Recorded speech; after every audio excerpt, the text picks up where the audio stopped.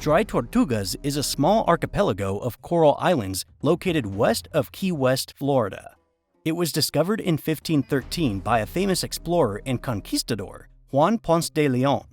During his visit, he caught a large number of sea turtles and, perhaps as compensation, named the islands after them. So the word Tortugas makes perfect sense. But why dry? Well, there's absolutely no fresh water on the islands, none at all. Yet despite that, the local wildlife populations thrive. The archipelago is constantly changing, its shape, outline, and even the number of islands. Over the past 2 centuries, records have counted anywhere between 7 and 11 islands. That's because of constantly changing water levels.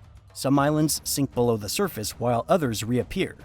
Hurricanes and storms also play their part. Middle Key, for example, regularly submerges and resurfaces almost on schedule due to the tidal cycles.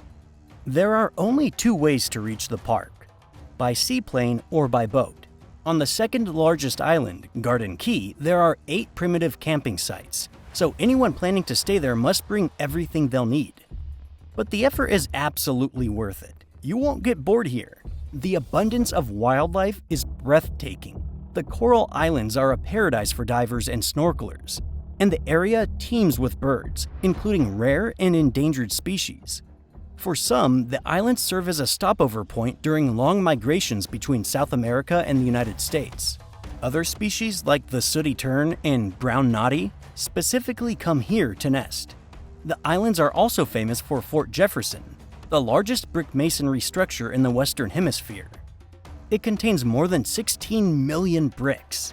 Construction began in 1846, originally intended as a coastal defense fort, but it was never fully completed. Over time, politics and priorities changed, and the fort was frequently abandoned. Finally, it was officially incorporated into the National Park System in 1992.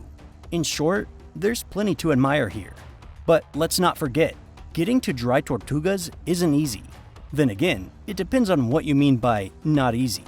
After all, some transportation does reach the islands.